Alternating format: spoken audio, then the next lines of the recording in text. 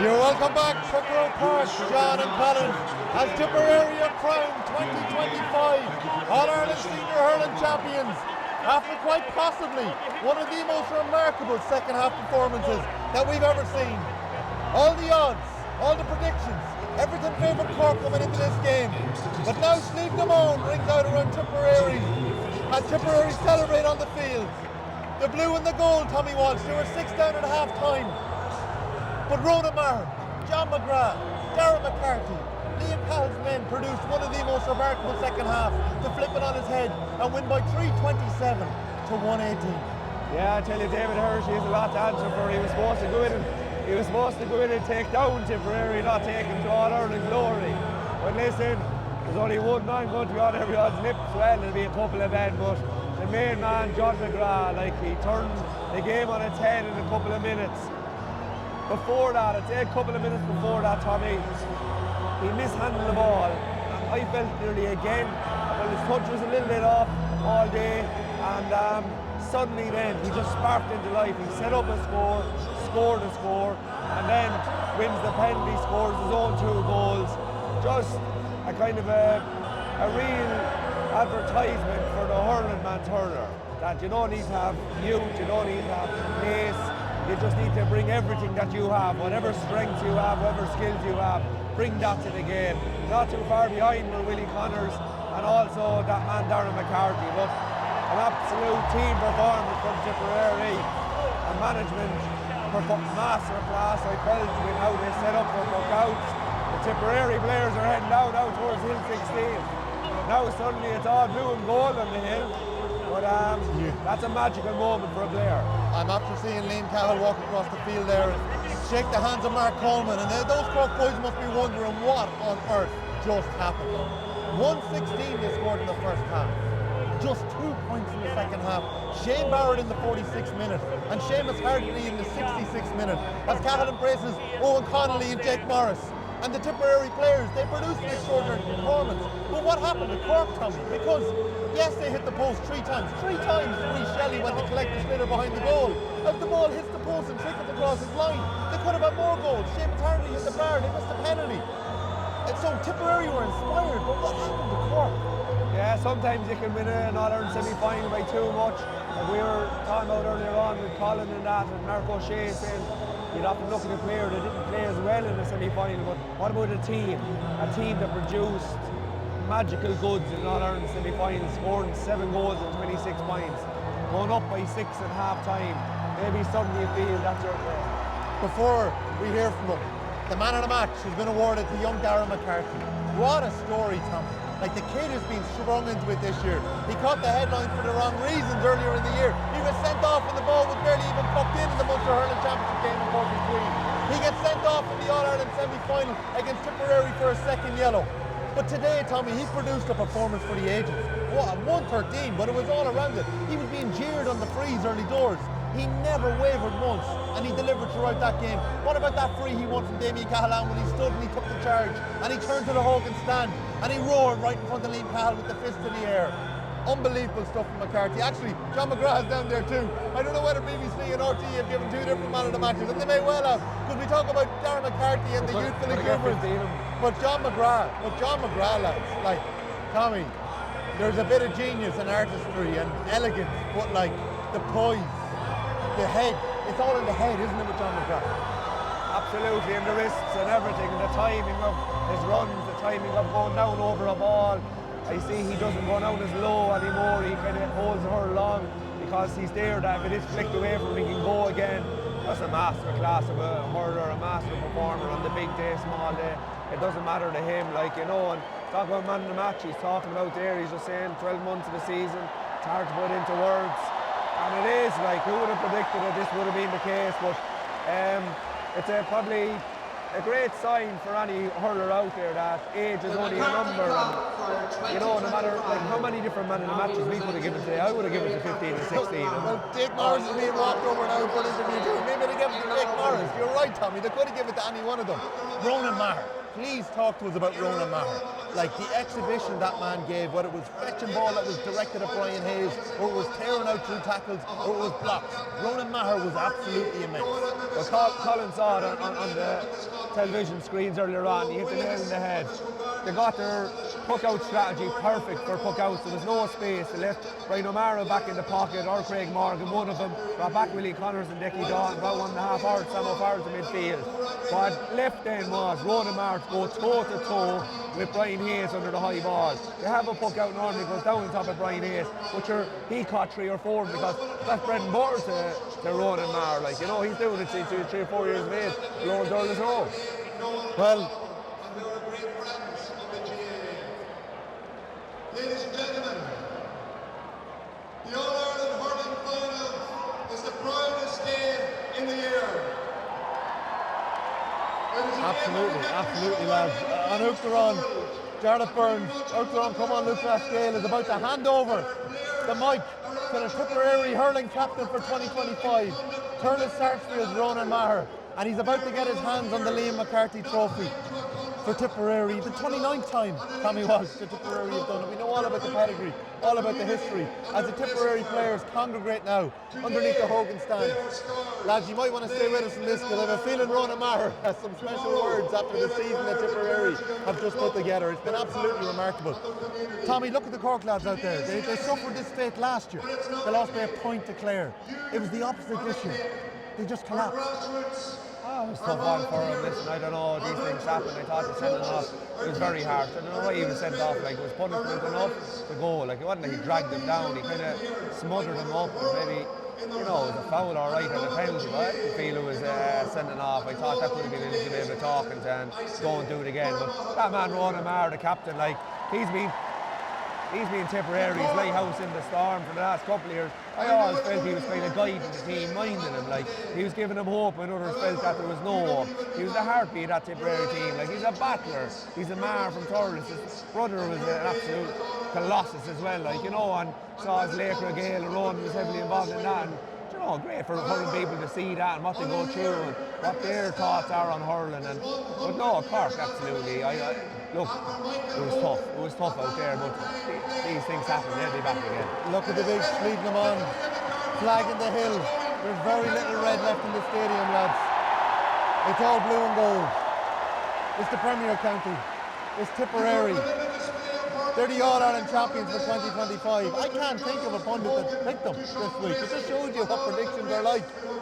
Nobody really, like people, because it was Tip, you gave them a bit of a chance. But what they went on to produce there was absolutely extraordinary. I'm looking down here at the Tipperary backroom team, and Mikey Bevins and Declan Laughlin and Liam Cahill. They're arm in arm and they're looking up at the Hogan stand. Here we go. I think Ronan Maher is about to get the mic. From a town, Forde, where it all began. Go gorgeously.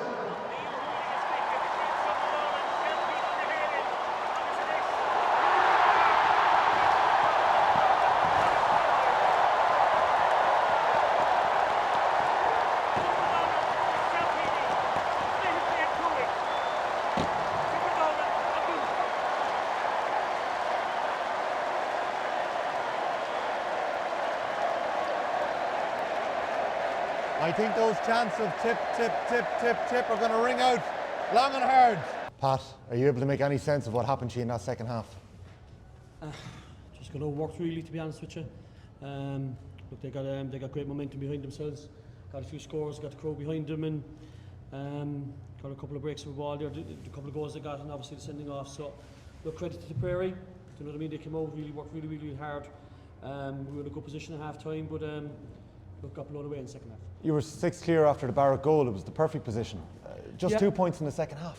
Yeah, in a great position, yeah. And look, just look, once momentum goes against you, it's hard to get it back, and we just didn't wrestle it back. And unfortunately, look, Tipperary were in the ascendancy, and you know, like really good teams, they put us to the sword.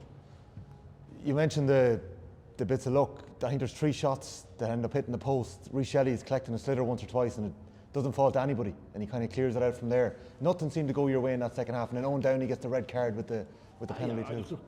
Maybe I was wrong in saying look. No, in fairness, there was a lot of good play by Tipperary that won that game away, and so look, it had absolutely nothing to do with it. But look, the harder you work, the more breaks come for you and the more balls fall into your hands. And in fairness, they worked really, really hard, used the ball really, really well, and put us under pressure on their own puck out, especially in the second half, and put us really under a big pressure on their puck out in the second half as well. So look, credit to Tipperary.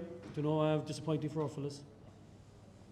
Once you got the goal just before half-time, did that change, say, the way you were talking to the team at half-time? No, look, we were a bit disappointed. We weren't using the ball well enough, on our own puck out, so we weren't using the ball into the midfield a bit more. The first Tipperary, they set up well. Obviously we're trying to negate our full forward line. But in fairness, I thought we were working well enough. We'd scored heavily enough in our half forward line and stuff like that. So we were 6 points up at half time, so in a really, really good position. But came out, they got momentum behind us, and we just couldn't wrestle it away. And then obviously the ball, the John McGrath break off Patrick, and then obviously the penalty, and you were instead of being. We had an opportunity to go 7 points up with Patrick's free just after half time, and all of a sudden then you're chasing the game and you're nearly 7 to 8 points down with in a blink of an eye. They were set up to contain you, as you said in the first half. Did you anticipate that they would uncoil themselves into win the second half? Look, they were, but I think they were kind of set up that way as well in the second half, to be honest with you. But it was, look, in fairness, obviously with the longer puck outs and with the wind, they were able to kind of target that side of it. But look, our momentum, our energy was terrible in the second half. And look, they had all the momentum, they had all the energy. They were the crowd, they were working the hardest. And that's the disappointing thing from our point of view. Obviously, the second All-Ireland in a row that we've lost. But look, really, really disappointed with that second half. We didn't represent ourselves the way we should have represented ourselves. But credit to Tipperary, they came up, you could see they had loads of momentum behind them, and they had a lot of good players all over the place. Even in difficult situations like this before in the second half, and you managed to come back. Were you surprised at the lack of ability to come back into it? You've done this before. Yeah, look, in fairness, it's just goals change games, do you know what I mean? And they gave them great momentum, the goals that they got, and then obviously Owen getting sent off, and you're chasing the game then a small, but as regards, we lose our +1 at the back, whereas they can keep their +1 at the back, and you're chasing the game an awful lot. So look, we're just disappointed, I suppose. Our reaction as well, to only score 2 points in the second half isn't good enough for us. Will you have any issue with the lead up to Wednesday, like the way all night and pushing back? Yeah, it's just hard to see from where I am. Dennis, I'm not going to complain about the referee now after the beating we got today. So look, credit to Tipperary. You can see the things that you guys are known to be brilliant at, like the really good skills and the good handling and all that, just kind of seem to just collapse as that second half went on. That's the kind of message really wants to do. Yeah, look, we just chased it. They had the momentum, and we didn't use the ball well enough. And I think, we probably played a bit more as individuals. That's something we spoke about, trying to make sure that when things go against you, that you keep playing as a team and keep sticking to the process and keep sticking to what we want to do, those half balls inside, and taking that extra pass. And we didn't do it. Do you know what I mean? I think as someone said there, I think we 3 balls off the post where we could have carried those balls in and made those scores. Look, at the end of the day, look, it's hard to find bits and pieces. Dublin Tipperary just blew us away in the second half. Where does this leave you now? You won 2 of the 3 competitions this year. Obviously not the one that you wanted, but at the same time, was progress this year when the dust settles? Look, I don't know, to be honest. It's too early now to think about what the year was like. Obviously we came here last year, we'd no trophy, whereas I suppose we've 2 trophies. But look, you kind of put them into the back of the cupboard, and you try and concentrate on what we were. Look, we were chasing Cork, trying to win an All-Ireland that we haven't won in 20 years, and look, came up short again today like we did in 2024. So look, it's very disappointing for our players. They put an awful lot into the year. Took an awful lot of character of our guys to get back after last year, to really knuckle down, and look, came up against kind of, I suppose, look, Tipperary had a lot of momentum behind them, coming into the game, and look, blew us away in the second half. Is this defeat more difficult to swallow, Pat, than last year? Because you went right to the last puck of the ball at the end of it. That epic game after 90 minutes, whereas you just didn't get going in the second half. Yeah, look, of course this. Look, you want to perform. Look, last year you came away with a good bit of pride in the way we performed and the epic game it was. I suppose looking first that second half petered out, and that was disappointing from our point of view. I'm sorry, in terms of change in the second half, are you hoping the guys have the feeling going to turn it around, or what was your thought in terms of changing, bringing in subs and stuff? Look, you were trying to get. Look, Seamus came in and gave us a bit of a bounce when he came in, but just after Seamus came in, we were down a man then again straight away. So look, those 2 goals came, fierce quick, and look, just momentum went from us, and the game went from us, and probably went a bit inward into ourselves small, but instead of trying to step forward into the game. But look, from our point of view, look, credit to Tip. That's all we can say. Michael Breen, All-Ireland champion 2025, what was that like? What a second half performance. Talk us through what's going on in your head right now. That second half, I don't know. I think the goal before half time really woke us up. Like we've been playing reasonably well in the first half. Hit a couple of wides, I guess, that we should have been nailing down. But we were kind of happy at half time. We had possession, we had opportunities to score, but just didn't finish them. But that second half, I think we just attacked everything. Like everything was our last ball there of the year, and we just attacked it, and it came off trump. You let the shackles off. Like, obviously, did you change anything else tactically at half time? Because, like, you know, not particularly. There was one switch alright in personnel. Craig and Brian switched, and that was it.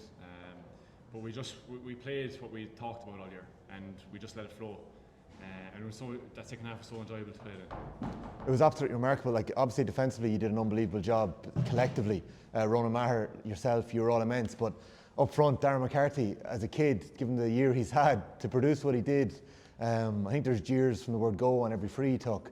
And then John McGrath, like, the moments of magic. Yeah, and to win finals you need big moments and big players, and they stood up. Like you speak about Dara there, he's on the field every day for hours in freeze, and that's no exaggeration. Anybody would tell you he's down, he's practicing, and you could see there today he was just taking his time, he was doing his thing, and he was putting the ball over the bar, and that was it. And I know he was getting jeers from the crowd, but he didn't hear it, he blocked it out. You know who you are, you know the journey you've been on. I don't think anyone outside of Tip gave you a chance coming into this. Does that infiltrate the camp at all? Or what does it do for you? Does it give you an edge? It inspires you from last year's point of view. Yeah, it did inspire us, but you know what the narrative is going to be. And 12 months ago we were walking down the street and kind of you're ducking and diving for people because you don't want to have the conversations. And all it took was as Liam said earlier, we'd get into the trenches, we'd get the work done. And that was simply it. Like we knew where we were last year, put it that way. So yeah, we did know what the outside noise was, to answer your question. Well done. Did you think at half time, I know you said that you felt you were in a decent position, but that goal before half time seemed just such a killer. How do you brush that off and go, well, look, keep doing what we're doing? Well, you look at the facts and you see, right, well, we had most of the possession.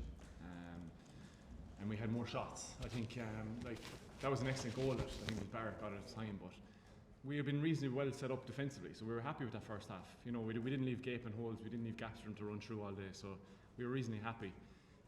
We knew we had to mind the ball more, but it was just kind of more efficiency up front then, and we got the rewards. When you down to the hill end of the first half, it was, I think, 9 wides in the first half. It seemed to be really tricky from Cork in the second half. Was that spoken about, or could you see that from your end? Not really. It was spoken about from point of view that mind the ball and put it over the bar, and don't be having those shots on the outside. But like when you walked out before the match, even you could feel that strong breeze coming down straight into the Davin. So that means just carrying the ball a little bit further and being smarter. I don't know, did Cork anticipate that, or I don't know what happened, but our boys out the field, our forwards put on serious pressure on the Cork lads delivering it. So regardless of there being a breeze, when there's pressure on the strike in, it's going to be very hard. Particularly in the second half, when one down and the other in the first half, you seem to be really intent on hitting the ball down to John any which way, and obviously that got its reward with the penalty and the red card. Yeah, absolutely. Like John has been there, done that, and if you get ball into the boys, they'll do the business. And there was a couple. I think maybe there were shots, but they dropped short, and John was on the end of them. So fair play to him. Like he did the business inside. Liam, congratulations. Can you talk us through what it's like watching the second half like that unfold as manager of Tipperary? I suppose, look, the goal before half time, it was a fair sucker punch. Not really hurling that well, I suppose. Left a few chances behind us, kind of hit away the ball when we could have maybe been braver and played it. You hear me saying that the whole time, being a little bit braver, playing it, maybe one more pass to make sure that we could get it inside properly, especially the way we set up, which I'm sure you won't ask me about later on. But and then to win at half time, that huge Cork roar going in at half time after they hitting us for the goal, and but testament to our guys again. You heard me say it a couple of times all year, lads, into that dressing room at half time, and you could see the desire in their eyes to say that that scoreboard should be a little bit closer, and we genuinely believed once we we were in 5 or 6 of them at half time, that we'd have a great chance once we'd start the second half. And we started the second half like a rocket. Got a bit of luck, I think. The free from Patrick Horgan on Hawkeye went wide, and it gave me a little bit of oxygen. We got a score or two. Suddenly it was back to 4. And then up steps John McGrath again, and you know, we get into our flow then, and I think we've been threatening to do that quite a while. I wouldn't say you know, not bringing that consistency, but I thought the second half we brought real consistency to what we do. And I'm looking in at them, you know, after 15 minutes the second half, I look at my watch and I'm looking in at a team that I see training every night with me, and I'm saying now they're starting to really express themselves. And then obviously once we got that numerical advantage to us.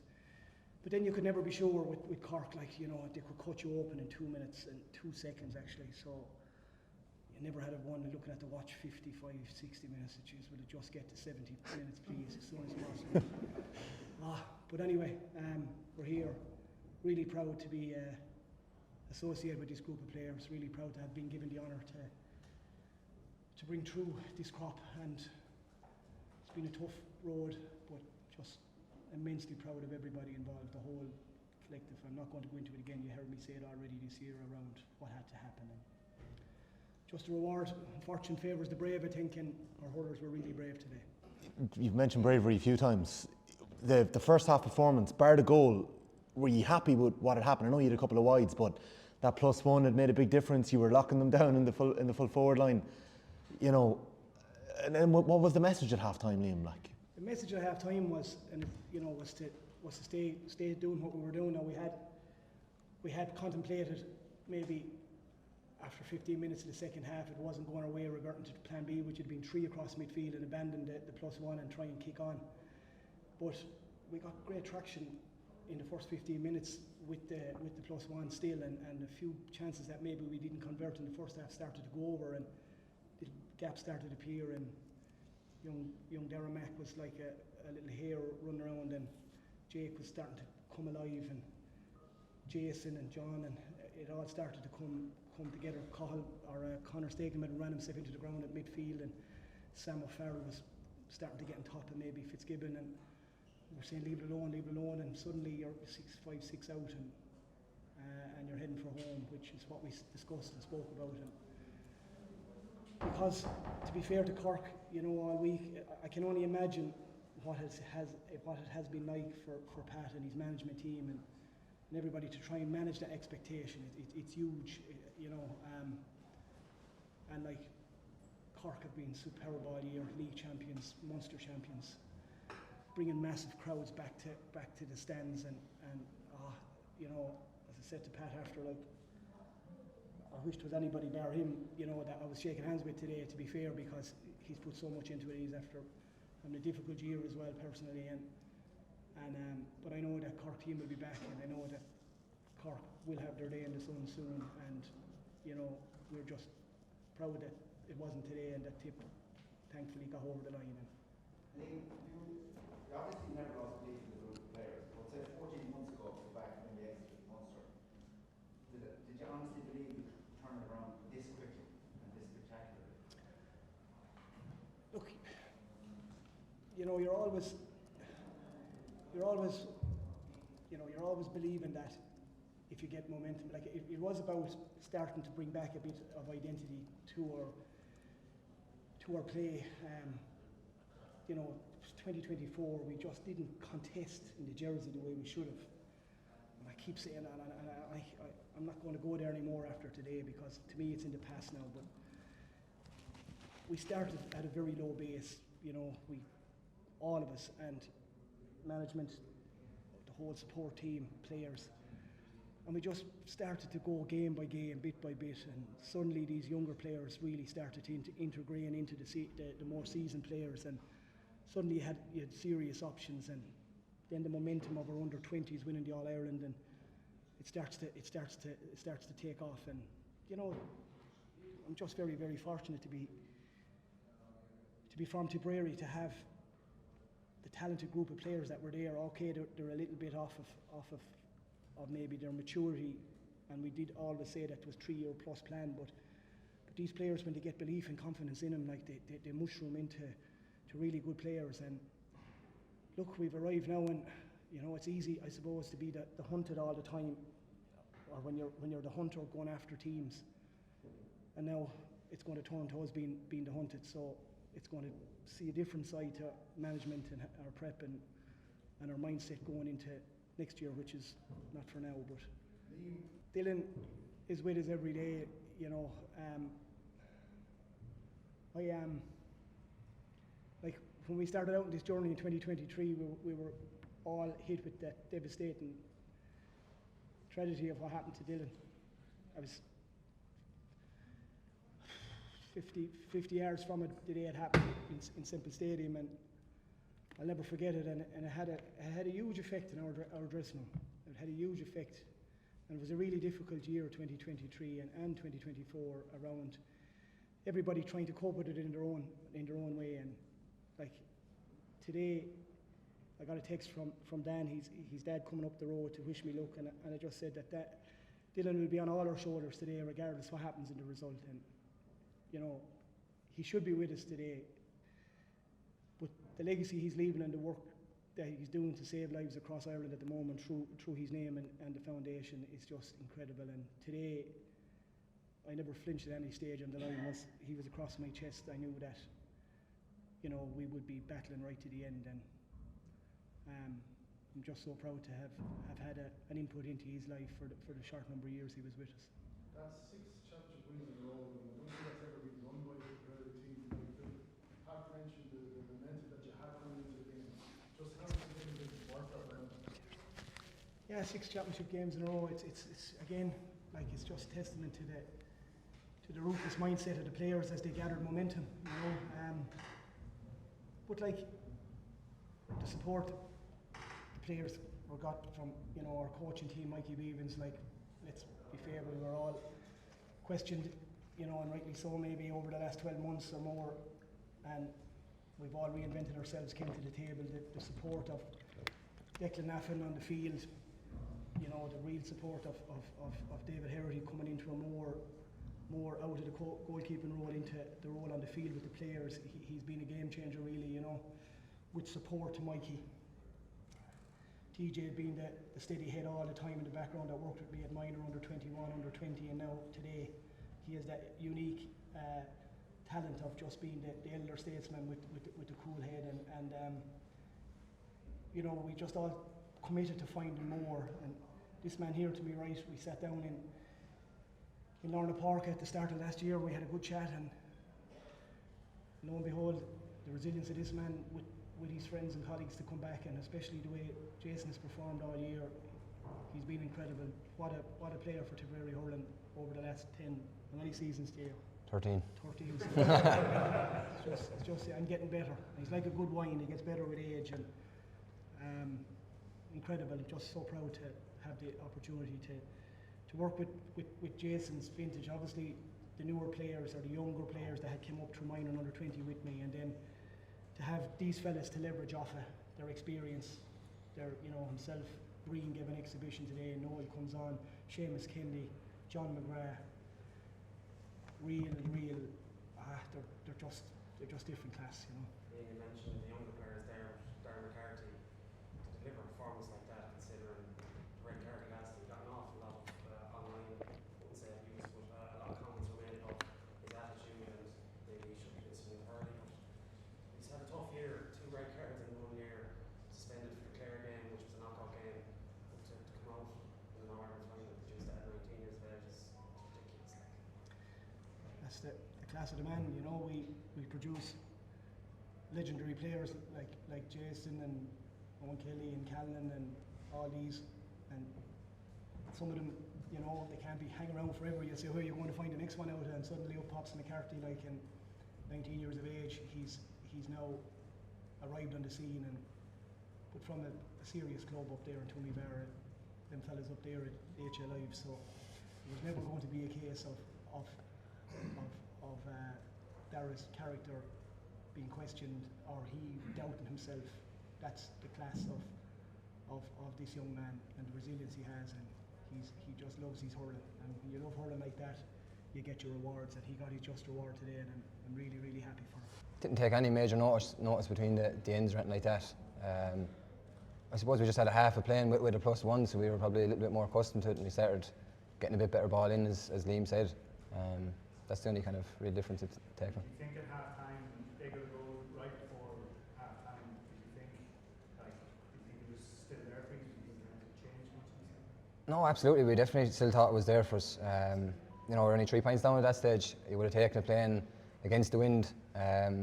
Goal was a bit of a sucker punch, all right, but like, look, we talked about during the week that if we were in this game 5 or 6 points in it at half time, we'd give ourselves a great shout. Like, you know, Cork have kind of been blitzing teams all year, so it was really important just to stay in that game. I suppose battle-hardened team, like we've come through a lot of tight results, the coming out of Munster first of all, and then the last day against Kilkenny. So, you know, we'd back ourselves down the home straight that we'd be there. Jason, what would you attribute the change, the transformation? Liam has spoken about it often enough, but from a player's point of view, from last year where you were to this year, what would you it's a number of things. I suppose this is Liam's 3rd year with this group of players. The couple of younger lads that we're after finding, you know, exceptional players. 3 players in Dara, Sam and Ocean that we didn't have last year. And like we just went back to the grindstone. We trained really, really hard. Like, you know, we've been finishing all the games really strong. And I put that down to the work that our S&C has done with us. That, like you said, when it comes down to the last 10 minutes, we back that we have the legs, the boys to come in off the bench to finish the job as well. So it's a number of things. But like, we were so hurt after last year. You know, Tip is obviously such a mad hurling county, and a lot of us are living in, you know, close to the big towns and stuff, and that's where you're going. You're meeting people, and like, you were going around last year. I remember meeting Jack Morris a couple of weeks after, and he was like, "You're nearly ashamed going around the place to show your face around," because the manner, I suppose, that we went out in. And like we said it as a group all year, like there's nobody going to come and save us. We had to go back and put in the work and drag ourselves up out of it, and thank God we did. Munster's so tight and so hard to get out of. Like you're targeting every game, but I suppose after that Clare game, the Tip crowd that day, even going into the stadium, you know, cheered us in off the bus, and you just felt that it was starting to reconnect a little bit with the support. And like to go down to Ennis, like it's a really tough place to go to the All-Ireland champions, and you know, that game was in the melting pot with 5 minutes to go. A couple of big scores from I think Owen Connolly and Shawnee Kennedy off the bench, and a few others kind of got us over the line. But I think after that game, we could see that the thing was starting to open up, that we knew we got a result against Waterford that gets us out of Munster, and that was the big game. Cheers. Liam mentioned that you had the chat in the Croke Park at the start of the year. Had you any reservations about coming back? Obviously, you're on the panel 13 years after giving a good shift to it, and after the year you suffered last year. Had you any thoughts to being talking around, or was there any conversation? Well, it wasn't talking me around anyway, but it was a very honest conversation. And I suppose after the season finished, you're meeting a lot of people, and they're kind of nearly, geez, are you going to bother going back, kind of thing, and nearly writing you off that you were finished. But like I just said when I met Liam, like that, you couldn't leave things like that. For the year that we had, you know, having played with Tip for 13 seasons and won All Irelands and things like that, to leave it on that note just wouldn't have felt right. And like that, you could see the glimmer of hope there with the younger players that were coming. And just when I met Liam, you got a really good sense that there was going to be no stone left unturned to get the thing back. Like, look, you need a bit of luck in these situations too. There was nobody talking about winning All Irelands. There's, you know, can we get this thing, get a bit of pride back in the jersey, get out of Munster, and like, get that bit of, as I said, reconnect with the Tipperary supporters. But yeah, a lot of tough months put down last year after that, but it just makes it all the sweeter now.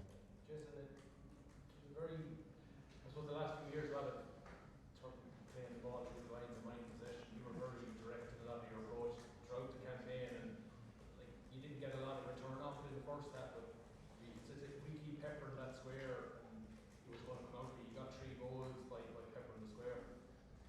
Yeah, well, like when you have someone of the calibre of John McGrath in there, get the ball into John as much as you can.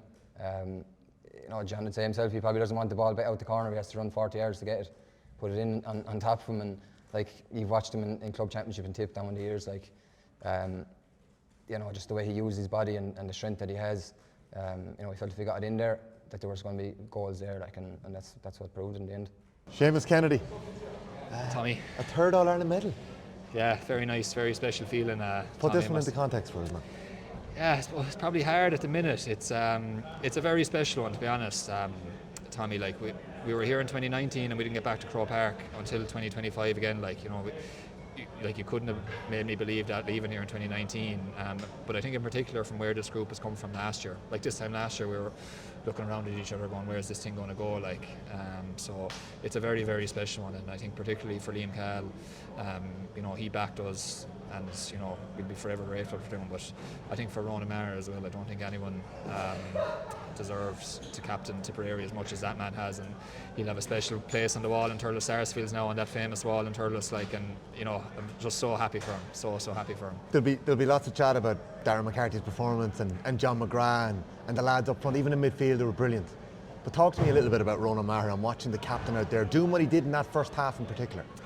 Look, he's just an unbelievable fella. He's an incredible. I think he made his debut for Tip in 2014.